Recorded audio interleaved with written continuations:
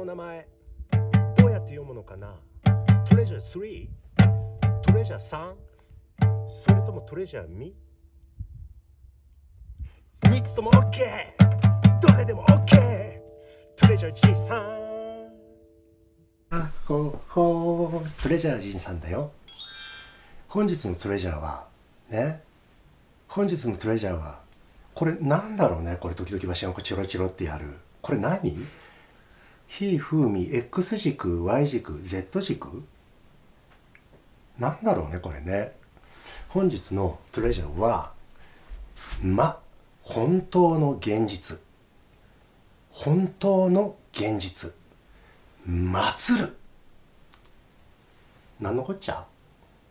本当の現実、お前そうやって話してるお前が本当の現実だとお前思ってんのか。俺から見りゃお前フィクションだぜみたいに思う方もいるかもしれないですね。ね、動画ですからね。本当の現実なんだそりゃ。本当の現実っていうのを昔のこの国の日本語ではって言いますね。拙者もダンサーで詩人でござるから、この国の言葉、神代からの言葉、いわゆる大和言葉とかも呼ばれたりする上代の言葉、神代の言葉、いろいろ研究しちゃったんです。楽しくてたまらなくてね。この日本語、昔ながらの日本語っていうのは一つの響きが3つ4つ5つぐらいの意味を、中身を含んでいる宇宙七不思議みたいな素晴らしい曼荼羅言葉です。例えばひふみよいむなや、一つ一つの言葉、その周りにね、命のレベル、世の中のレベル、雨土のレベル、宇宙ってことね、雨土のレベル、それから雨土を超えた多次元宇宙を超えた神のレベルみたいにして4つくらいのレベルで意味を持ってたりするんですね。そんな素晴らしい言葉を用いてわしらはね暮らしてきた。だから昔のね5000年6000万年ぐらいの前の人たちも使ってただろうっつう言葉を今使ってもね意味が通じたりするんですよ。例えば真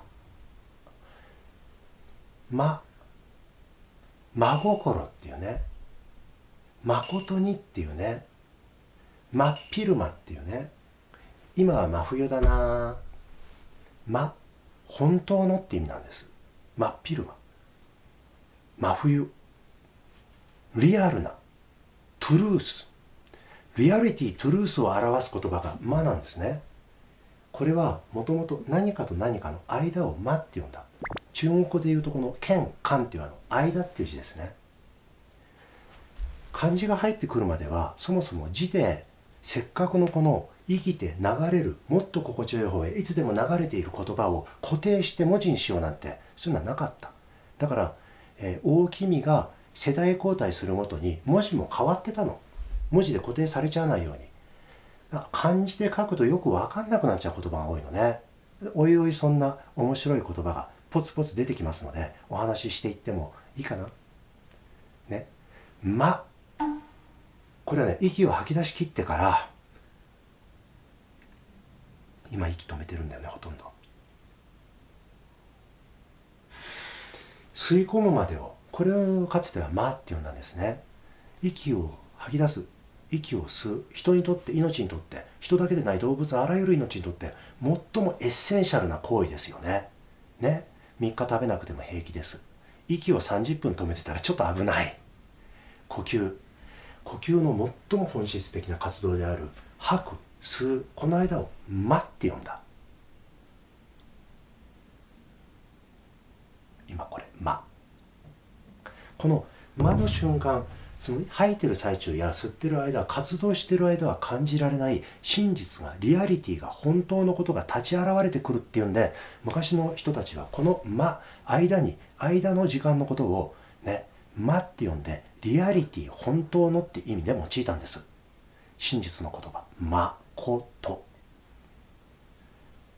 本当の真実の心、真心ね、真っ昼間、真冬にすっぱだかみたいなね。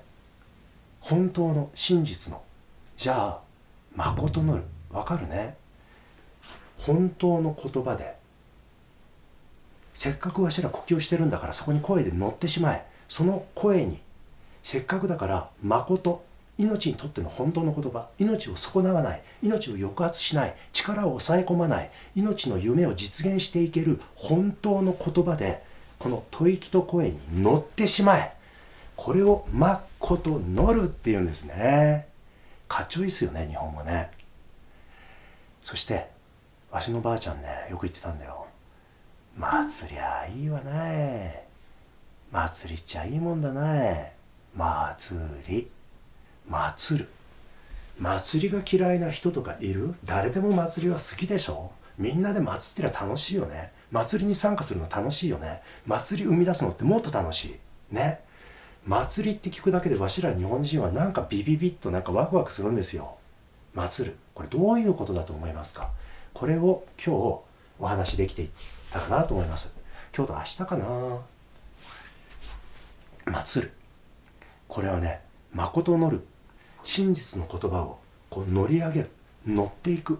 だからノリノリの言葉になってリズムが生まれてきたりする。この誠乗るって言葉と姉妹兄弟みたいに一つながりなんです。祭る、どういうことか。本当のこと、本当の現実っていうのはね、海のこのさざ波立ってる波からは見えないんだよ。世間の他の人たちは俺が誠乗ってること、これが現実だって知らない。俺が誠乗ってる言葉はそのままいずれ現実になるんだよ。それ知ってるの俺だけ。海の下は見えないんだよ。海の下、魚が泳いでるってことを知らないんだよ、他の人は。みんな表面の波だけ見てる。だから海の底の方にはでっかい鯛が泳いでるっていう、マダイがね泳いでるっていう気がついてないんだよ。だから俺が釣り上げてやるから見てな。心地よく伸びをして思い描いて、胸を緩めて思い描いて、心地よく伸びをして誠の理をこの命に通してね、続けているうちに、まさに釣り竿と糸と針を用いて、昔から神代の昔縄文時代から魚を釣り上げていたように、俺は魚を釣り上げるってことできるんだよ。現実、これが現実だ。君たちには見えてなかったかもしれない。君たちに見えていたのは水面だけ、このさざ波立つ海の表面だけだったかもしれない。俺はそこからマダイを、こんな大きな鯛を釣り上げられるって知っていた。そして釣り上げて、ほらこれがあんたたちに見えていなかった俺の現実だって示すことができる。これが本当のことを釣り上げる、祭るなのってわしなりの解釈です。また明日ね。続きは明日です。